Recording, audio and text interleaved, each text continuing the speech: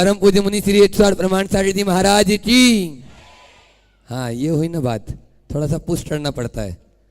बोले परम पूज्य मुनि श्री 108 विराट सारी जी महाराज की। बंधुओं, आज फिर से हम सभी एकत्रित हुए संकट समाधान के सत्र के लिए, और जिज्ञासाएं आपकी, मन में उठने वाले प्रश्न आपके, और सटीक समाधान परम पूज्य महाराज श्री जी मुठारविंद से इस सत्र में हम प्राप्त करते हैं। ऑनलाइन जो सुन रहे हैं वो देखते होंगे, उनकी टीवी स्क्रीन पर कुछ नंबर चल रहे हैं, वो अपनी जिज्ञासाएं उन नंबरों पर व्हाट्सएप के माध्यम से या फ़ोन के माध्यम से आप कॉल कर सकते हैं। कार्यकर्ता आपकी जिज्ञासा हम तक पहुंचाएंगे, हमारा सिर के श्री चरणों तक पहुंचाएंगे।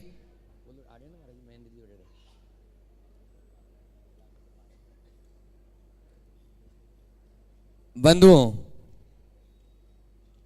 आप देखते हैं शाश्वत तीर्थराज पर आचार्य गुरुवर की आशीर्वाद और परम पूज्य महाराज श्री की पावन प्रेरणा से गुणायतन का कार्य बहुत तेजी से चल रहा है, जो एक मंदिर नहीं अपितु ज्ञान मंदिर है। मंदिर तो बहुत बने हैं, बनेंगे और बनते रहना चाहिए, लेकिन ये ज्ञान मंदिर जिसमें पोथियों की बातें आप पलों में समझ पाएंगे, जिसमें हम कहाँ हैं और हमें कहाँ होना चाहिए, हमें कितना और चलना है, सब कुछ आधुनिक technology, robotics, models, animation, light और साउंड के माध्यम से आप देख पाएंगे। इस गुणायतन में गुणायतन की विभिन्न योजनाओं के माध्यम से आप जुड़ें, आप इसके ट्रस्टी बन सकते हैं, आप निर्माण नायक के रूप में जुड़ सकते हैं, स्तंभ, सूत्रधार, निर्माण मित्र, निर्माण सारथी और निर्माण निधि के रूप में आप अपना सहयोग कर सकते हैं। जिन भी महानुभाव के भाव बन रहे हैं वे उन्हीं फ़ोन नंबर पर कॉल करें और हमारे कार्यकर्ताओं से पूरी जानकारी लेकर आप उन तक अपना नाम पहुंचा दें। हम इसी मंच के माध्यम से उनके नाम की घोषणा भी कर लेंगे। और अब हम चलते हैं आज के संकट समाधान के सत्र के लिए। परम पूज्य महाराज श्री श्री चरणों में आप दोनों हाथ जोड़ लें। नमोस्तु महाराज जी, नमोस्तु महाराज जी, नमोस्तु महाराज जी।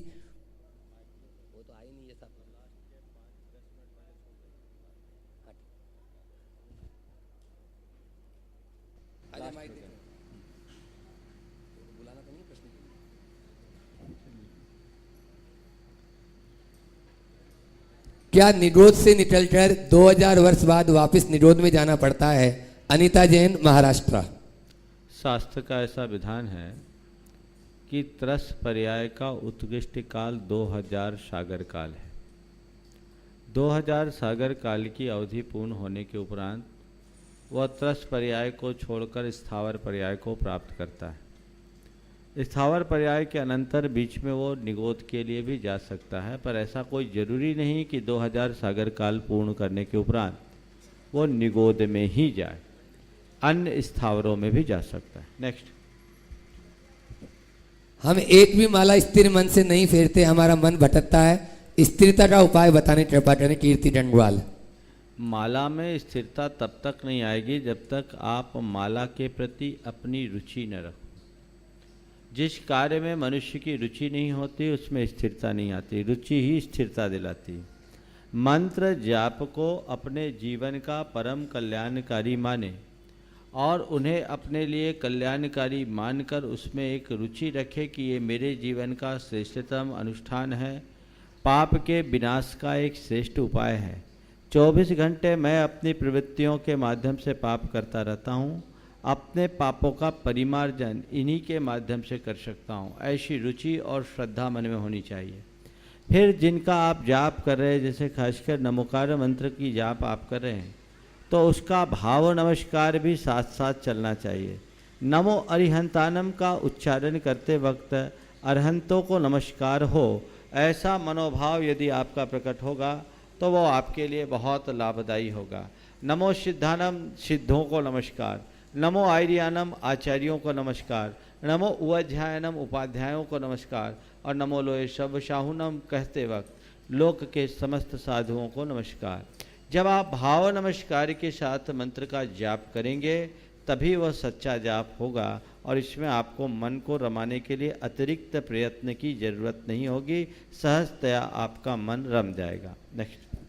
महाराज श्री गृहस्थी में सबको खुश कैसे रखें? नेहा पाड़ी है, कोलकाता। गृहस्थी में सबको खुश वही रह सकता है जो खुद खुश रहता है। खुश रहो, खुश रखो। आप खुद ही खुश नहीं तो दूसरों को खुश कैसे रख सकते हो। अब रहा सवाल सबको खुश रखने का, तो बस ज़्यादा कुछ करने की ज़रूरत नहीं है। एक दूसरे की भावनाओं का सम्मान करें, आदेशपरक शब्दों का प्रयोग कम करें, अनुरोधपरक शब्दों का प्रयोग करें। अगर कोई व्यक्ति में कोई अच्छाई दिखती है तो उसे प्रोत्साहित करें। एक दूसरे के प्रति प्रेम पूर्ण भावना रखें और उदारता का परिचय दें, तो लोग आपसे खुश रहेंगे, और आपसे खुश रहें तो आप भी खुश रहोगे। नेक्स्ट। महाराज श्री, आजकल की दिनचर्या बिगड़ी हुई है। रात में 10-12 बजे तक सो पाती हैं। बच्चे लोग इंटरनेट, व्हाट्सएप, टीवी के माध्यम से देखते रहते हैं और प्रातःकाल लेट उठते हैं। उसको कैसे सुधारें? प्रभा बाटलीवाल, मदनगढ़, किशनगढ़। दिनचर्या आपने बिगाड़ी है, दिनचर्या आपको भी सुधारनी होगी। आप अपनी प्रायोरिटीज तय करें और ये तय करें कि मुझे प्रकृति के अगेंस्ट नहीं जाना है। आपकी दिनचर्या सुधर जाएगी। जन्म से दिनचर्या नहीं थी, प्रकृति का जो अपना नियम है उसके अनुरूप आपको चलना होगा और आपके अपने डेली के रूटीन को चेंज करना होगा। लाइफ स्टाइल आजकल बदल गई, दिनचर्या की जगह रात्रिचर्या हो गई, और इस रात्रिचर्या के बहुत सारे साइड इफ़ेक्ट्स भी हैं, तो उनको ध्यान में रख कर के आप करेंगे तभी दिनचर्या बदलेगी। कोई ऐसा मंत्र नहीं है जो आपको बता दूं और आपकी दिनचर्या बदल जाए। दिनचर्या बदलने के लिए सबसे पहली ज़रूरत है कि सामने वाला ये सोचे कि मेरी ये जो रूटीन है ये ठीक नहीं है, मुझे अच्छी रूटीन अपनाना है, और अच्छी रूटीन अपनाएंगे दिनचर्या बदलेगी और उसका परिणाम भी आएगा। परिवार नियोजन हेतु जो उपाय अपनाते हैं, क्या वो शास्त्र सम्मत है? दीपचंद जी, छाबड़ा। देखिए, जैन धर्म के अनुसार संतति के नियंत्रण का कोई भी कृत्रिम उपाय ठीक नहीं। अगर आपको संतति का नियंत्रण करना है तो अंगोपांगों के छेदन की जगह संयम का अनुपालन करें। चिकित्सक कहते हैं कि व्यक्ति यदि माह में कुछ दिन ब्रह्मचर्य से रहे तो उन्हें किसी भी कृत्रिम प्रयोग की आवश्यकता नहीं होगी और आपका सारा काम हो जाएगा। इस तरह से नैसर्गिक प्रक्रिया से ही आप संतति का निरोध करें। अंगों पांगों का और खासकर गुह्य अंगों के छेदन भेदन से नपुंसक वेद के बंध की संभावना होती है। ऐसा जीव आने वाले जीवन में नपुंसक भी बन सकता है। इसलिए आप चाहते हैं कि हम ऐसी दुर्गति के पात्र न बने तो कृपया प्रकृति के विरुद्ध न जाएं। वनस्पति एकेंद्रीय जीव होती है, फिर हम सब्जी आदि क्यों खाते हैं? महावीर जैन, भिंडर। भाई ऐसा है, प्रकृति ने बहुत सारी चीज़ें हमारे खाने के लिए की। वनस्पति एकेंद्रीय है और एकेंद्रीय का प्रयोग केवल इसके लिए, चूँकि जीवन के निर्वाह के लिए खाना जरूरी है। पर जितनी भी वनस्पतियाँ होती हैं उनकी उम्र अल्प होती है। जैसे फसल उगती है, पकती है और सूख जाती है। आप पकी हुई फसल का उपयोग करते हैं। साग सब्जियाँ उत्पन्न होती, उगती है, अगर उसको तोड़कर उपयोग नहीं करेंगे तो सड़ जाएगी। तो इसलिए इनका उपयोग करने में कोई विधान निषेध नहीं है, क्योंकि शक्यानुष्ठान है, बिना खाए पिए तो रह नहीं सकते। इसलिए एकेंद्रीय के लिए लेने का विधान किया गया। पर कई बार लोग इसको लेकर एक प्रश्न उठाते हैं कि जैसे वनस्पति में जीव है वैसे ही अन्य प्राणियों में भी जीव है, तो घास खाओ चाहे मांस खाओ, बात तो एक ही है। मुझसे एक बार एक व्यक्ति ने कहा कि महाराज, एक अंकल कह रहे थे कि तुम घास खाओ या हम मांस खाएं, दोनों में अंतर नहीं है, क्योंकि जीव तो जीव ही है। मैंने उससे कहा कि जाओ उन अंकल से बोलो कि अगर पेड़ का पत्ता टूट जाता है तो उसकी जगह नया पत्ता उगाता है। आदमी का कान कट के गिरता है तो दूसरा कान क्यों नहीं उगता? समझ में आ जाएगा घास और मांस में क्या अंतर है।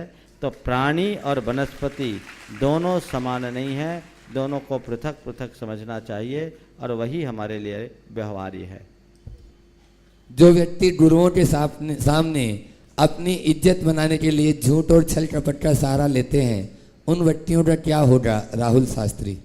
वही होगा जो छल कपट वालों का होता, और क्या होगा? हाँ, गुरु से झूठ, मित्र से चोरी, कहो निर्धन कहो कोढ़ी, ऐसी जगह छल कपट करना घोर आत्मवंचना है। नेक्स्ट। इसके बाद में मालथौन से संतोष कुमारी जैन वो तैयार हैं, किशोर जी जैन बनारस वे भी चले हैं। जिनवाणी के अलावा अदर लिटरेचर पढ़ना चाहिए या नहीं? उदय कुमार मनावत, परभणी, महाराष्ट्र। पढ़ाई करने के लिए निषेध नहीं है, आप अच्छे साहित्य को कहीं से भी पढ़ें, लेकिन हर साहित्य को जिनवानी मान करके न पढ़ें। जिन साहित्यों से आपको अच्छी सामग्री मिलती हो, आपके विचारों में पुष्टता और परिपक्वता आती हो, उन विचारों को आप पढ़ें, लेकिन जिनवानी को जिनवानी मान करके पढ़ें। बाकी बातों को एक अच्छा साहित्य मान कर पढ़े तो कोई बुराई नहीं। नेक्स्ट। सर्विस करते हुए विषम परिस्थितियों में, प्रतिकूल परिस्थितियों में भी भावों को अनुकूल कैसे लाएं? चंदा जैन, अशोक नगर। देखिए, चाहे आप सर्विस करें या गृहस्थी चलाएं, प्रतिकूल परिस्थितियों में भी मन को आप अनुकूल तभी बना सकते हैं जब आप बुराई में अच्छाई देखने की कला अपना लें, प्रतिकूल की अनुकूल व्याख्या करना सीख लें। आपकी सोच यदि पॉजिटिव होगी तो आप विसंगति में भी संगति बनाने में समर्थ हो सकेंगे, और यही जीवन का सबसे बड़ा सार तत्व है, इसमें ही जीवन की सार्थकता है। नेक्स्ट। नमस्ते महाराज जी, हमारे मालथौन नगर में तपोमती माता आर्य तपोमती माता जी विराजमान हैं, सत्संग विराजमान हैं, 10 माता जी हैं। आपसे नमोस्तु नवोदित किया है। अब हमारा प्रश्न ये है कि बिना पुण्य के पुरुषार्थ निष्फल है, ऐसा अपने शास्त्रों में उल्लेख है, इसका समाधान करिए। देखिए, पुण्य और पुरुषार्थ, इसके विषय में थोड़ा समझिए। हम जो भी अतीत के जन्मों में संचित करके आए वो हमारा पुण्य है, और उस पुण्य के योग से जो हम अपने जीवन में अच्छे कर्म करते वो हमारा पुरुषार्थ है। सच्चाई यह है कि पुण्य के बैकिंग के बिना अच्छा पुरुषार्थ आप नहीं कर सकते। आप यहां सम्मेद शिखर जी वंदना के लिए आए, ये आपका एक पुरुषार्थ है, लेकिन यहां आने के पीछे आपका पुण्य भी है, तब आप यहां आए। पुण्य मतलब आपके पास अनुकूलता है पैसे की, आपने टिकट कटाई वहाँ से चले, आपका स्वास्थ्य आपके अनुकूल है, ये आपका पुण्य है, तब आपके यहाँ आए। यहाँ आने के लिए जो आवश्यक सामग्री है वो आपको मिली, तब आप यहाँ आए, ये सब पुण्य है। आपके पास पुण्य के निमित्त से सामग्री मिली, साधन मिले, सत्व मिला, तब आप यहाँ आए, और ये अनुकूल संयोग दिया कि नहीं मैं अपने घर परिवार से छुट्टी लेकर के यहाँ आऊँ, ये सब आपके पुण्य ने दिया। आपके अंदर श्रद्धा हुई, ये भी आपके पुण्य का फल है, ये सब यहाँ ले आया। लेकिन यहाँ आने के बाद जब आप पर्वत राज पर चढ़ने का पुरुषार्थ करेंगे तब वंदना होगी। तो पुण्य की बैकिंग और पुरुषार्थ दोनों साथ मिले तब काम होता है। इसलिए पुण्यहीन चाह करके भी पुरुषार्थ नहीं कर पाते। नेक्स्ट। नमस्ते महाराज जी, जीव और आत्मा एक है कि अलग अलग? आत्मा कहाँ रहती है? ज्ञान का संबंध आत्मा से है या जीव से? देखिए, जीव और आत्मा जैन दर्शन की दृष्टि से देखा जाए तो एक ही के दो नाम। वैदिक परंपरा में जीव अलग है, आत्मा अलग है। जीवात्मा वो संसारी प्राणी को जीव कहते हैं और शुद्ध आत्मा को आत्मा कहते हैं। जैन धर्म के अनुसार जीव ही आत्मा है, आत्मा ही जीव है, दोनों एक दूसरे के पर्याय हैं। हाँ, हम देहधारी प्राणी को जीव कह देते हैं, और आत्मा की जब बात आती है तो उसको देहातीत रूप में देखा जाता है, पर ऐसे ये दोनों पर्यायवाची शब्द हैं। हम जब ध्यान करते हैं तो अपनी आत्मा का ध्यान करते हैं, और वो आत्मा जो अनंत गुणों में व्याप्त हो वो आत्मा है। तो उस आत्मा का ही ध्यान किया जाता है जो केवल अंतर्दृष्टि से देखे जाने योग्य। नेक्स्ट। इस बार महाराज जी आपने गुणायतन में श्रीदिन सहस्त्र नाम महामंत्र विधान का ही आशीर्वाद क्यों दिया, और उसका क्या महत्व है? ये किसका प्रश्न आ गया? नीलम पहाड़ी कोलकाता। भाई, विधान तो कोई भी कर लो, हमको क्या, जो विधान कहोगे उसके लिए आशीर्वाद दे देंगे।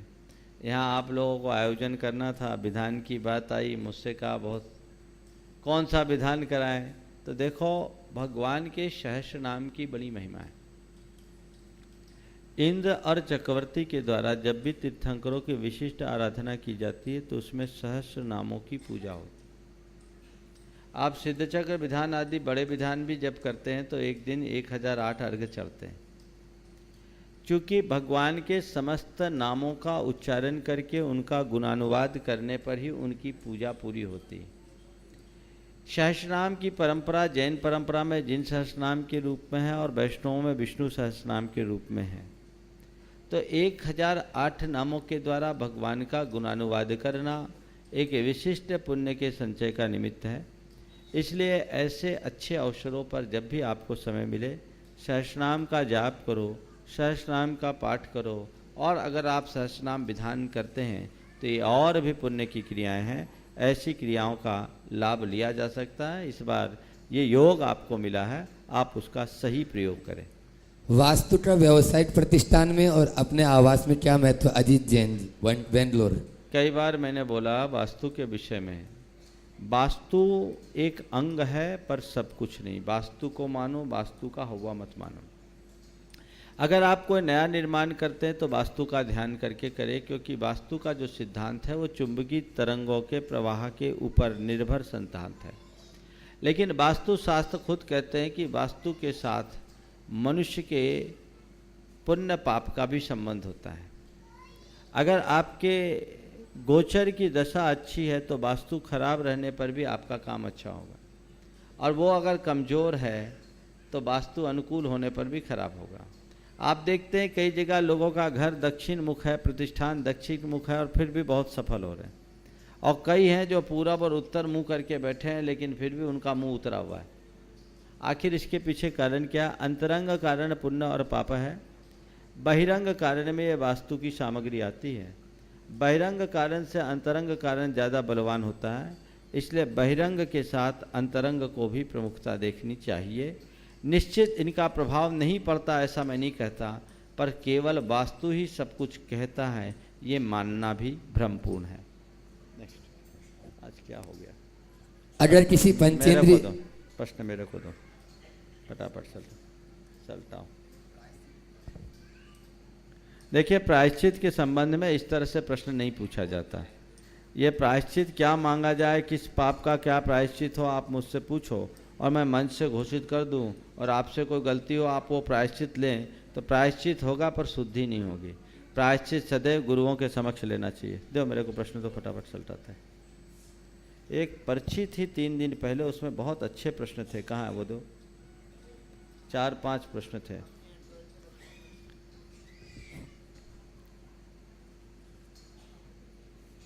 कुछ लोग और आज सुबह बोल रहे थे, आए नहीं। इंसान के द्वारा अच्छा सोचने के बावजूद भी उसका उल्टा ही होता है। सुभाष मलैया, ऐसा क्यों होता है? सुभाष मलैया, जैन, खुरई। क्या बोला? इंसान के द्वारा अच्छा सोचने के बावजूद भी उल्टा ही क्यों होता है? सुभाष मलैया, खुरई। मैं मानता हूं अगर आपने अच्छा सोचा है तो अच्छा ही होगा, पर कई बार पुण्य साथ नहीं देता तो अच्छा सोचने का परिणाम भी उल्टा हो जाता है। उल्टा हो और आप अगर अच्छा सोच रहे हैं तो उस उल्टे में भी अच्छा देखने की कला अपनाइए। आप अच्छा सोच रहे हैं और उल्टा हो रहा है, यथार्थ यह है कि यदि आप ठीक अच्छा सोच रहे हैं तो आपको वो उल्टा भी सीधा दिखना चाहिए। उल्टा उल्टा दिख रहा है, इसका मतलब कहीं ना कहीं आपकी सोच में कमी है। समझ गए? तो अच्छा सोचते हुए भी उल्टा दिखे तो क्या सोचे? देखो, हम अच्छा करें ये हमारा पुरुषार्थ है, और उसका परिणाम अच्छा हो ये मेरा प्रारब्ध है, ये मेरा भाग्य है। तो जब अच्छा सोचने के बाद भी उल्टा परिणाम आए तो ये मान करके चलें कि अभी मेरा समय अनुकूल नहीं, मेरे भाग्य में कोई कमी, इसलिए ऐसा हो रहा है। चलो, जो हो रहा है सो अच्छे के लिए हो रहा है। आज मेरे अच्छे सोच या अच्छी क्रिया का अच्छा परिणाम नहीं आ रहा है, कल मैं और अच्छा करूँगा तो आज नहीं कल परिणाम जरूर आएगा, और इससे मन खराब नहीं हो। कहाँ गया पर्ची? बहुत अच्छी पर्ची थी, 5-6 प्रश्न थे उसमें। नमोस्तु महाराज जी, ये दुनिया कैसे बनी है? क्या बोल रहे? नमोस्तु महाराज जी, ये दुनिया कैसे बनी है? ये दुनिया कैसे बनी है? इस बच्ची ने एक ऐसा दार्शनिक प्रश्न किया जिसको बड़े बड़े लोग भी नहीं समझ पाते हैं। देखो, ये दुनिया को किसी ने बनाया नहीं, सब अपने आप बना है, समझ गए? ये अनादि से है और अनादि से रहेगा। पेड़ को हरा किसने किया? नेचर ने किया। आसमान को नीला किसने किया? नेचर ने किया। तो इस दुनिया को किसने बनाया? नेचर ने बनाया। न दुनिया कभी बनी है, न दुनिया कभी मिट सकती है। ये दुनिया अनादि से है और अनंत काल तक बनी रहेगी। चलो, हम जैनियों को खेती करने में एवं ब्याज का धंधा करने में दोष तो नहीं लगता? विनोद जैन, नोहटा, दमोह। क्या? हम जैनियों को खेती करने में एवं ब्याज का धंधा करने में दोष तो नहीं लगता है? देखिए, खेती को आर्य कर्म कहा गया है। आर्य कर्म 6 प्रकार के आर्य कर्म अर्थोपार्जन के कर्म में एक कृषि है। असी मसी कृषि, विद्या, वाणिज्य और शिल्प। गृहस्थ है, उसका जीवन है, जीवन के निर्वाह के लिए जीविका जरूरी है और जीविकोपार्जन के लिए अर्थोपार्जन करना पड़ता है। उसमें कृषि भी कहा। कृषि एक उत्तम कर्म है, कृषि में कोई गलत नहीं है, लेकिन कब? जब कृषि को आप ठीक तरीके से संपन्न करो तब। कृषि का कार्य कृषि के तरीके से करेंगे तभी आपका काम होगा। जो लोग खेती का कार्य करते हैं, खेती में आरंभी हिंसा है, संकल्पी हिंसा नहीं। लेकिन खेती के कार्य में यदि आप कीटनाशकों का प्रयोग करते हैं तो आप घोर संकल्पी हिंसा के भागीदार बनते हैं। आप खेती करें, मैं तो कहता हूँ काली मिट्टी सफ़ेद पैसा देती है, कोई चक्कर नहीं, कोई टैक्स नहीं, कुछ नहीं, और आपके भाग्य की परीक्षा है। अपना बीज खुले खेत में डाल दिया, जो फक करके आ गया वही मेरा है, उसमें बहुत संतोष भी होता है। लेकिन कीटनाशक का प्रयोग जो करते हैं वो किस लिए करते हैं? कीड़ों को मारने के लिए करते हैं। इसलिए कोई भी खेती का कार्य करे, कभी भी कीटनाशक के एक कण का भी प्रयोग न करे। इसमें घोर संकल्पी हिंसा होती है। ऐसी हिंसा से अपने आप को बचा करके रखने की कोशिश करनी चाहिए। आप अपने आप को इस हिंसा से बचा करके चले। एक बात ध्यान रखें, केवल फसल नहीं पकती, आपका पुण्य भी फलता है। समझ गए? फसल नहीं, पुण्य फलता है। अगर आपका पुण्य तेज होगा तो आप कुछ नहीं डालो तो भी आएगा, और पुण्य क्षीण होगा तो आप कितना भी डालो आपको नुकसान हो जाएगा। एक बार की बात, एक जगह में था, 2 भाई थे। दोनों भाइयों की 150 एकड़ की खेती थी। मैंने अपने प्रवचन में ये कहा कि कीटनाशकों का प्रयोग घोर हिंसा है और ये आत्मा के पतन का कारण है। ऐसी हिंसा से बचना चाहिए। हिंसा के मूल्य पर अर्जित कमाई उचित नहीं। मेरी बात को सुनकर एक भाई ने संकल्प लिया कि महाराज, आज के बाद मैं कीटनाशक का प्रयोग नहीं करूंगा। उसका दूसरा भाई था, मैंने उससे भी कहा, बड़े भाई से, कि भाई आप भी कीटनाशक का त्याग कर दो। तो उन्होंने कहा, महाराज जी अभी तो हम नहीं कर सकते, हमारी 2 लड़कियां, हमें उनकी शादी करनी है, हमारे ऊपर लायबिलिटी। मैंने उसे समझाया कि तुम्हारी लायबिलिटी की पूर्ति हो जाएगी, चिंता मत करो, अपने भाग्य पर भरोसा करो। उसने कहा, नहीं महाराज, अभी आप हमको कम से कम 2 साल तो अभी मत बोलो। मैं एक बार समझाया, मैंने कहा भाई समझाना मेरा काम है, बाकी तुम जानो। छोटे भाई ने कहा कि महाराज चने की फसल में कीटनाशक की आवश्यकता पड़ती, मैंने तय कर लिया आप चना बोएंगे ही। उसने गेहूं बोया और इसने इस लालच में कि अच्छी फसल आए, पूरे खेत में 150 एकड़ में चना और मसूर बोया। उस साल इल्लियों का प्रकोप जबरदस्त हुआ।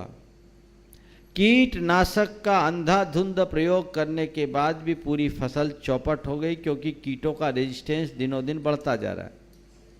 और इस व्यक्ति ने चना की जगह गेहूं का फसल बोया। आपको सुनकर आश्चर्य होगा। बोला, महाराज कैसा इस बार का योग रहा, आपका आशीर्वाद फलाया। क्या कहें कि हमेशा हमारी कभी भी फसल 12 से 14 गुने से ज़्यादा नहीं आई, इस बार 28 गुना फसल आई है, रिकॉर्ड फसल आई। एक ने नियम नहीं लिया, उसकी फसल चौपट हो गई, जो आती थी वो भी नहीं आई, और दूसरे ने नियम लिया, उसकी फसल सुरक्षित हो गई। अपना अपना पुण्य पाप फलता है, बीज नहीं।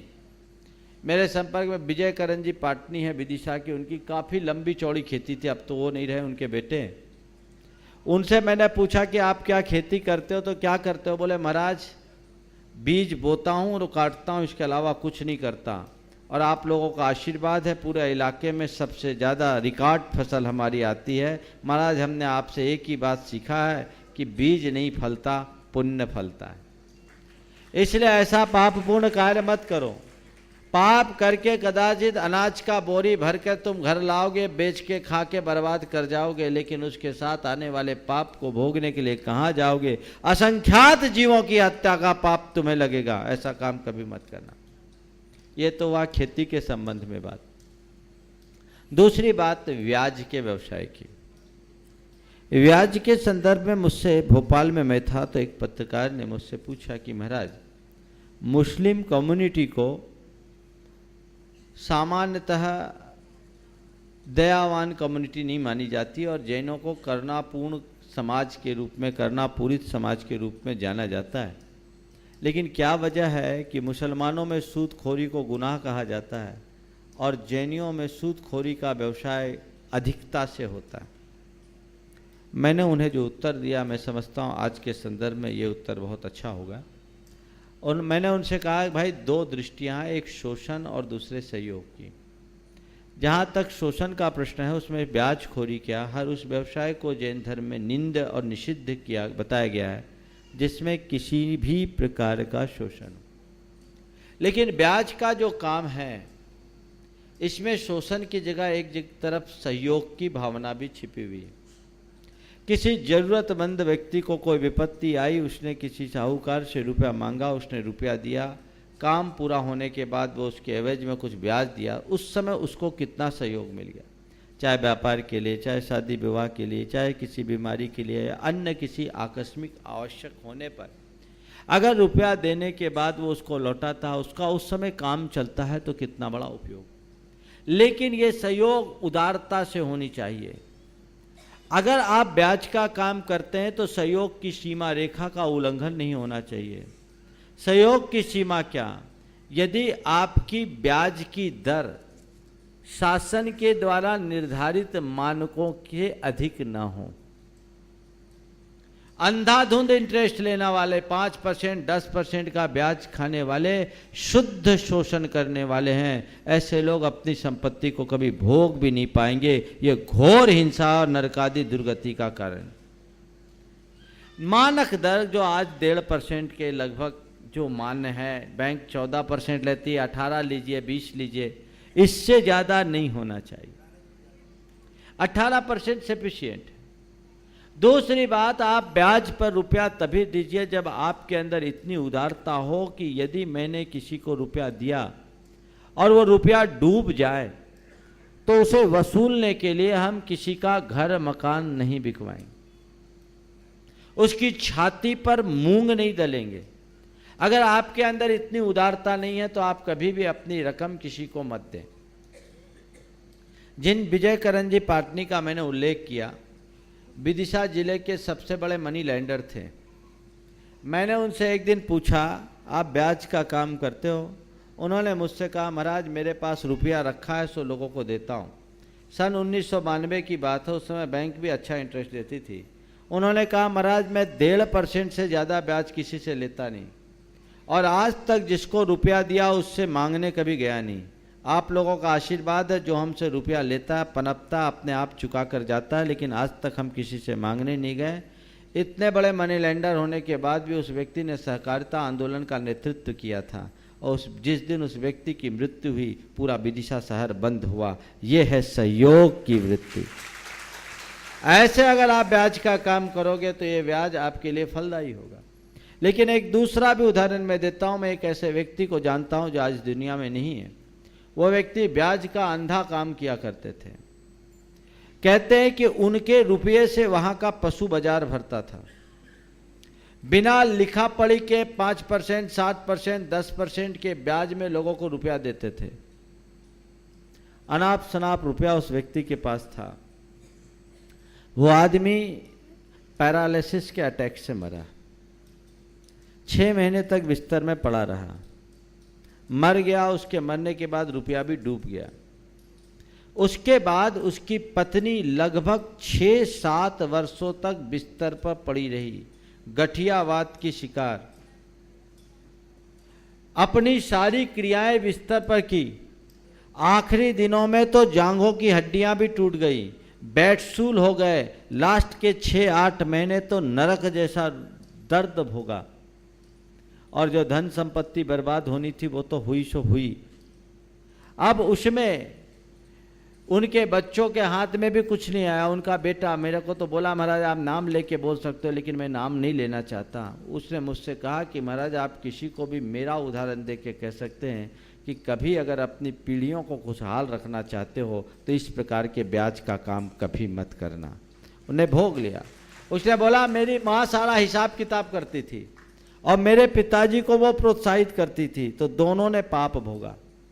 एक ही बात मैं आपसे एक लाइन में करता हूं, जो दूसरों का शोषण करते हैं वे अपना पोषण नहीं कर सकते, इसलिए ब्याज का काम करे तो उसी सीमा में करे। देखो इसके बाद राकेश जी जैन भोपाल तैयार रहेंगे। महाराज जी आपका कार्यक्रम प्रश्न है, पूछो। अच्छा ये दीदी। हाँ महाराज श्री नमोस्तु। अपना नाम बोल दो। मेरा नाम रिची है, सागर से आई हूँ।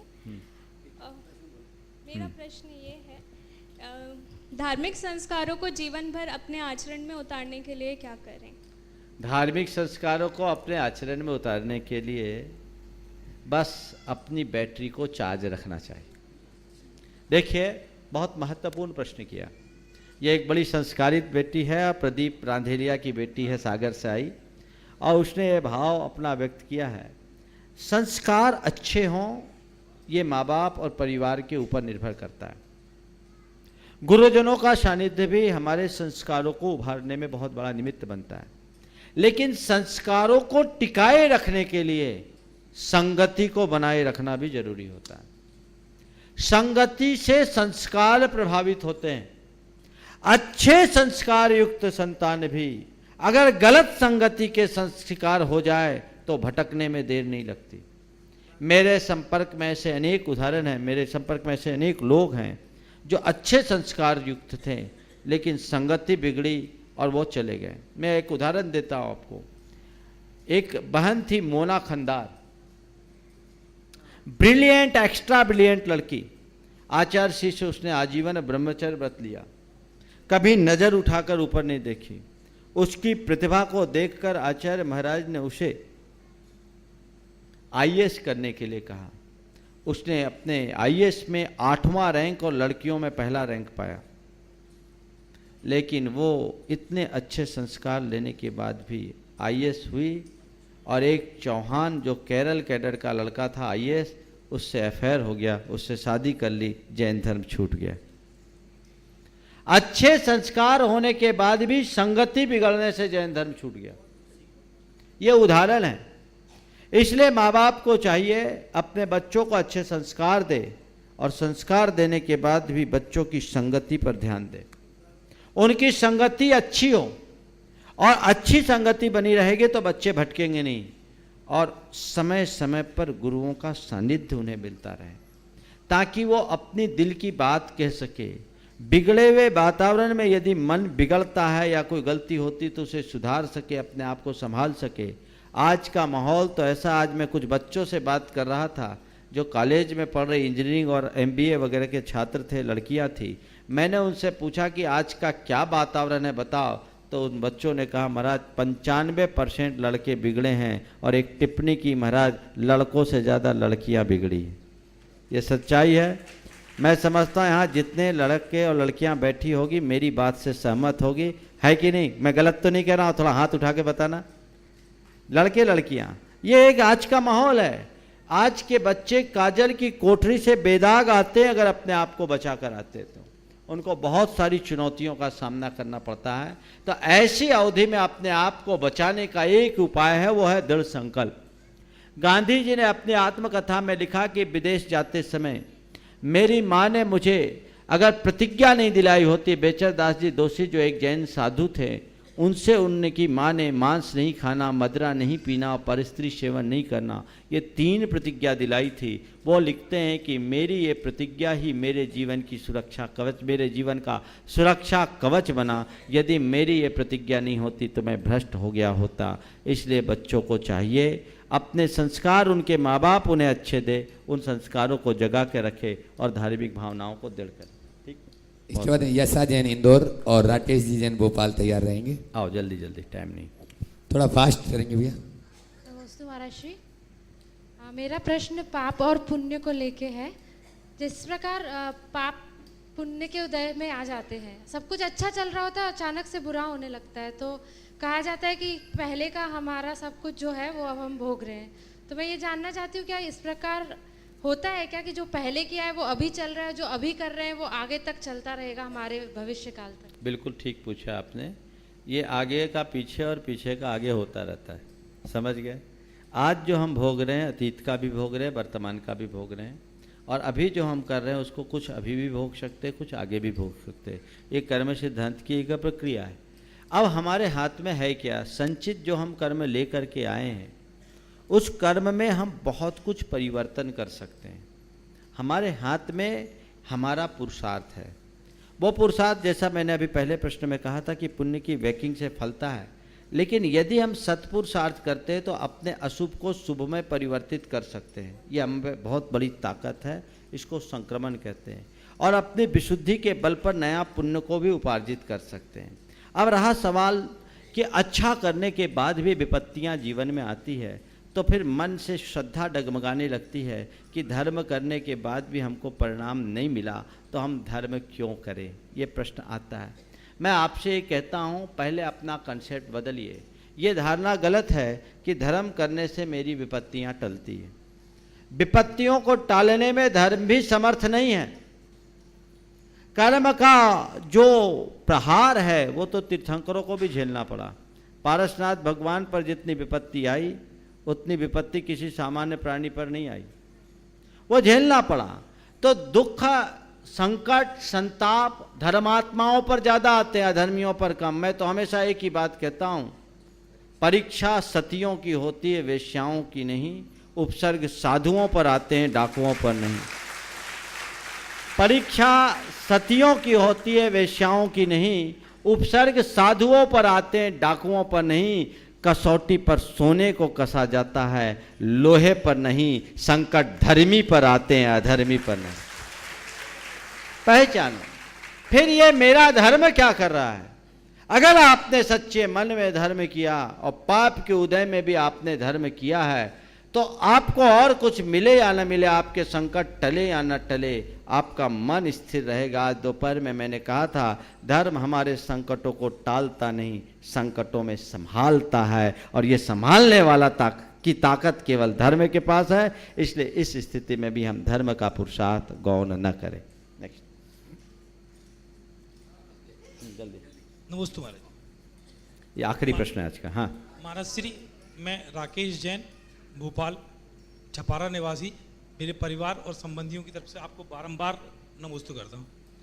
महाराज से मेरी एक जिज्ञासा है, आत्मा, जीवात्मा विभिन्न गतियों में भ्रमण करती रहती है और मुक्त होना चाहती है, किंतु यह मूलतः आती कहाँ से है?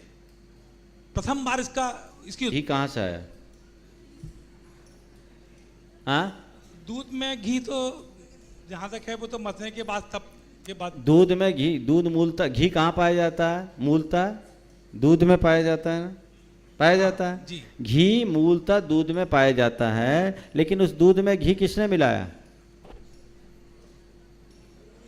कहाँ? क्या हो गया? नहीं महाराज, ये तो मेरी बात का उत्तर नहीं हुआ। मैं बता रहा हूँ, वहीं आ रहा हूँ अभी। मेरी बात का उत्तर तो दो आप। हमसे तो सब पूछते हैं, हम भी तो पूछ सकते हैं। आप लोग पूछ सकते हैं कि नहीं पूछ सकते? हाँ, अब हम तो नहीं बोलते कि ये मेरी बात का उत्तर नहीं हुआ। हमारे प्रश्न का धैर्य पूर्वक जवाब दो। घी जब भी मूलतः मिलता है दूध में मिलता है, और दूध में घी किसी ने मिलाया? नहीं मिलाया, प्राकृतिक रूप से आया। प्राकृतिक रूप से। ठीक है, इसी प्रकार ये आत्मा अनादि से संसार में है और आत्मा के साथ जो कर्म जुड़े हैं वो अनादि से प्राकृतिक रूप में जुड़े हुए। लेकिन जैसे हम दूध से प्रोसेस करके घी निकाल सकते हैं, वैसी अनादि कर्म से मलिन आत्मा को साधना की प्रोसेस से विशुद्ध बनाकर परमात्मा बना सकते हैं। साधना की ये भूमिका समझ में आ गया? बहुत बढ़िया, उत्तर आ गया? बहुत बढ़िया, बहुत बढ़िया। चलिए, अब आपके प्रश्न का उत्तर हो गया। आज कुछ और कार्य है, इसलिए प्रश्नोत्तरी की कल पूछ लेना। चलो पूछो, जल्दी से पूछो। नमस्ते महाराज। लास्ट कितना मिनट बाकी? महाराज जी, चंद्रदेव जो महावीरा चैनल महाराज श्री यहाँ के चालू चरणों करता है, में क्या परिवार खाद का नमोस्तु, प्रयोग करना नमोस्तु, गलत है? नमोस्तु। खाद का प्रयोग अब फिर कल करेंगे, वो तो यहीं का है, कल बात करेंगे। चलो हाँ, बोलो, महाराज टाइम कम है जी, आज। मेरा हाँ। क्वेश्चन आपसे ये है कि एक बहुत ही संवेदनशील अभी आ रहा है टीवी पे। आपका और आशय मैं जब- समझ गया। हाँ, और ये एक बहुत ज्वलनशील मुद्दे को आपने छेड़ा है। आज से कुछ दिन पहले मैंने ये चर्चा भी की थी। ये बहुत खतरनाक रूप लेता जा रहा है और ऐसे पूरी में पेरेंट्स भारतीय की क्या समाज भूमिका इससे रहेगी? प्रभावित। पेरेंट्स की भूमिका, हाँ? पेरेंट्स की क्या भूमिका रहना इसमें चाहिए? पेरेंट्स की बहुत बड़ी भूमिका है। मैं तो ये कहता हूँ कि बच्चों को पढ़ाई के लिए बाहर भेजने के साथ कुछ हिदायतें भी देनी चाहिए। मेरे पास जो रिपोर्ट है, शायद लड़कियां उसको बुरा मानेगी, जितनी भी आपकी वो है ना, क्या कहलाते हैं, बाहर हॉस्टल में रहते हैं, उनको पे नहीं क्या, हाँ पीजी, हाँ पीजी, वो शॉर्ट फॉर्म में पीजी है। पीजी वाली लड़कियां जितनी होती हैं ना, वो ज़्यादा बिगड़ती हैं। वो पीजी में जिनके यहाँ रहती है, उनको ये इससे कोई मतलब नहीं कि बेटी कब आ रही कब जा रही है, उनको अपने पैसे से मतलब है। अधिक लिबर्टी अच्छी बात नहीं। आप बच्चों को साधन दें, पर साधन देने के साथ साथ उन पर निगाह भी रखें। होता यह है कि बच्चे इतने आगे बढ़ जाते हैं कि बाद में उन्हें अपने माँ बाप भी शत्रु दिखाई पड़ने लगते हैं। परिणाम बहुत खराब होता है। उन्हें बाहर भेजने से पहले गुरुओं के समक्ष उन्हें प्रतिज्ञाबद्ध कराएं। कुछ उनके सामने ऐसे उदाहरण प्रस्तुत करें कि देखो इसका ये परिणाम, इसका ये परिणाम। जीवन साथी के चुनाव में कितनी सावधानी रखनी चाहिए। लव जिहाद के प्रकरण में जो बातें प्रकाश में आई, उसमें लड़कियों का रोल बहुत ज़्यादा होता है और लड़कियां लड़कियों को फंसाने में सहायक बनती हैं। तो उन्हें ये भी बताएं कि फ्रेंडशिप की सीमा क्या होनी चाहिए और हमें किससे मित्रता रखनी चाहिए, किन लोगों से हमें बचकर रहना चाहिए। यदि ये सब बातें अच्छे तरीके से बच्चों को बता दिया जाए, तभी इस प्रकार की घटनाओं की पुनरावृत्ति रोकी जा सकेगी। फिर कभी इस पर विस्तार से चर्चा करूंगा। ऐसे 8 दिन पहले मैंने इस पर चर्चा की है, पर ये बहुत गंभीर मुद्दा है। इस पर चाहे जब चर्चा होते रहने चाहिए। इस आगे के कार्यक्रम की सूचनाएं आप देने के लिए मैं अभी विराम दे रहा हूं, क्योंकि टाइम होने को है। बोले परम पूज्य, जैसा मैं आपको बता रहा था, बंधु आचार्य गुरुवर के आशीर्वाद और परम पूज्य महाराज श्री की जो पावन प्रेरणा से ये इतना बड़ा कार्य है, एक जैन समाज की अमूल्य धरोहर के रूप में जो हो रहा है, उससे आज संरक्षक के रूप में जुड़े हैं श्रीमान महेंद्र कुमार, पुष्पा देवी, सौरभ जी, शशांक जी जैन, घड़ी साबुन सागर। जोरदार तालियों से उनका स्वागत अभिनंदन करें। मैं आमंत्रित कर रहा हूं, चले आए श्री महेंद्र कुमार जी, पुष्पा देवी, सौरभ, शशांक जैन, सागर। और समिति के ट्रस्टीगण श्रीमान एनएल जैन साहब, दीपचंद जी छाबड़ा और रतनलाल जी सेठी शीघ्रता से मंच पर चले आए। देखिए, मैं एक बात कहना चाहूँगा, जज्बात अगर देखना है तो महेंद्र भाई जी से देखें। इस उम्र में गंभीर रूप से बीमार रहने के उपरांत, कैंसर जैसी बीमारी से जूझने के उपरांत ये शख्स शिखर जी आए और अल्टरनेट डे वंदना कर ली। आप ये देख लीजिए क्या भावना है। परसों बरसते वाणी में इन्होंने वंदना की और आज फिर वंदना करने के लिए जाने को लालायित थे। मैंने कहा भींग के आए हो, एक आध दिन का गैप कर लो, मौसम सुधर जाए तो हो। मैं उन जवानों को कहना चाहता हूं जो शिखर जी आने के बाद पूछते महाराज हमारी वंदना कैसे हो, महेंद्र जी को देखो और इनकी भावना को देखो कैसे वंदना होती है। इनकी बड़ी धार्मिक भावना, और यहाँ आते ही इन्होंने अपनी संपत्ति का सदुपयोग करने का भाव रखा और आज ये गुणायतन से जुड़े हैं। इनका बेटा अभी यहाँ सामने नहीं है सौरभ, मैं उसको भी आशीर्वाद देता हूँ कि ऐसे ही धार्मिक कार्यों में आगे बढ़ करके अपने संसाधनों का सदुपयोग करे, जिससे जीवन का कल्याण हो। आप लोग तालियों में कंजूसी करेंगे बंधुओं ऐसे शख्स के लिए जिन्होंने अपने जीवन में बहुत सामाजिक कार्य किए और आज अभी इन्होंने गुणायतन में भी संरक्षक के रूप में अपना सहयोग दिया है। ऐसे महेंद्र कुमार जी, सौरभ कुमार जी, पुष्पा देवी, शशांक जी जैन, घड़ी साबुन वालों का स्वागत अभिनंदन कर रहे हैं। महिलाओं के सम्मान के लिए भी चले आए श्रीमती दीपचंद जी छाबड़ा, श्रीमती अर्चना जी आ जाएंगी जो कल ट्रस्टी बनी है, शीघ्रता से चले आई सागर से ही वो भी।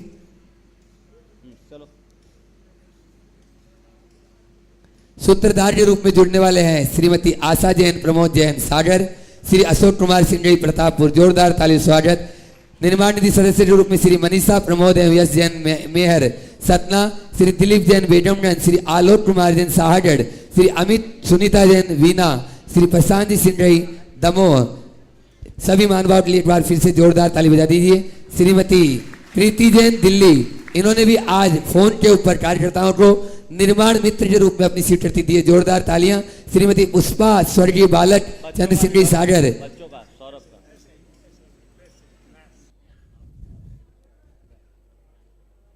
निर्माण निधि सदस्य में एक नाम श्री सरोज रानी जैन दमोह, जोरदार तालियां उनके लिए भी। श्रीमती अनिता अनूप बासल मंडला, ये राजकुमार मंडला वालों के द्वारा इनको गुणायतन में इन्होंने सहयोग किया है, जोरदार तालियों से उनका भी सहयोग स्वागत अभिनंदन। बंधुओं, आगामी 1 अक्टूबर से 5 अक्टूबर तक इसी स्थान पर शाश्वत सिद्ध क्षेत्र इस पावन धरा पर परम पूज्य महाराज श्री के सानिध्य में श्रीजिन सहस्त्र नाम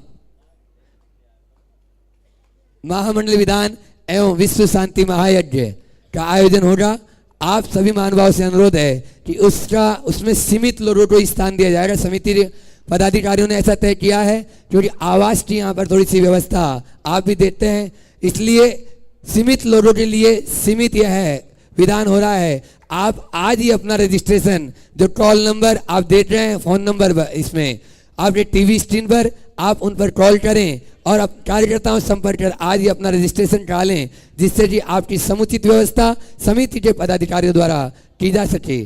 साथ ही परम पूज्य महाराज श्री जय संकट समाधान का जो ये कार्यक्रम है, इसको YouTube पे भी आप देखना न भूलें। कुछ लोगों की शिकायत रहती है उसी समय अंतों का समय, शाम के भोजन का समय रहता है और उसी समय पारस चैनल पर देखा जाता है, इसलिए आप या तो रिकॉर्डिंग सिस्टम कर लें या YouTube पे आज का प्रवचन दूसरे दिन भी चलता है, इसलिए आप उसका भी लाभ ले सकते हैं। साथ ही pramansagar.net एक वेबसाइट है, आप अपने कंप्यूटर में दबाएं, तुरंत वह वेबसाइट खुलेगी और महाराज श्री से संबंधित सारी जानकारी आपको मिलेगी। और अब मैं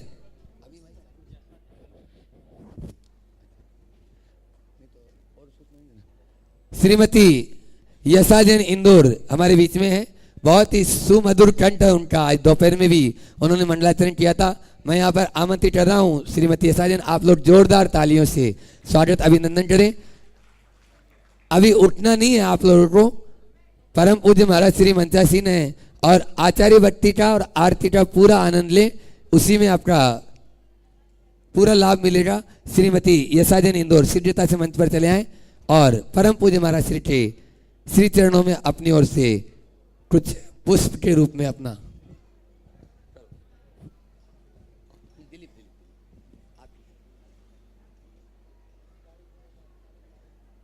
बोलो परम पूज्य आचार्य गुरुवर श्री विद्यासागर जी महाराज की जय। मुनि श्री 108 प्रमाण सागर जी महाराज की जय। मुनि श्री 108 विराट सागर जी महाराज की जय।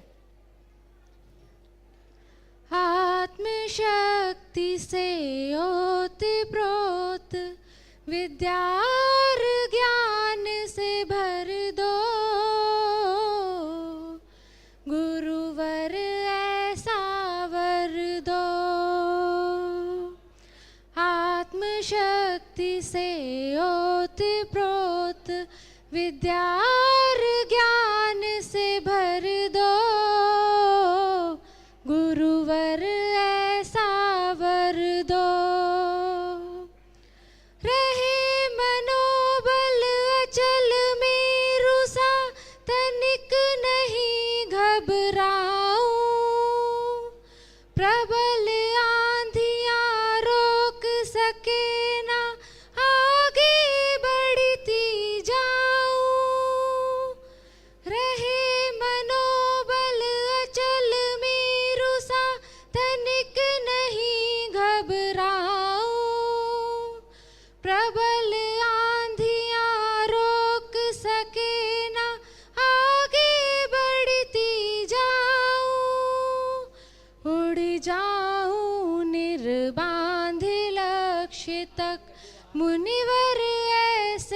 पर दो, गुरुवर ऐसा वर दो।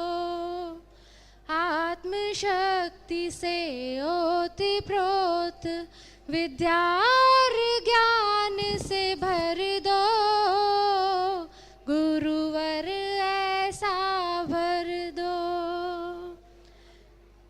मुनि श्री 108 प्रमाण सागर जी महाराज की जय। बहुत ही सुंदर उन्होंने भावना अपनी रखी है। जोरदार तालियों से एक बार यशा जैन के लिए।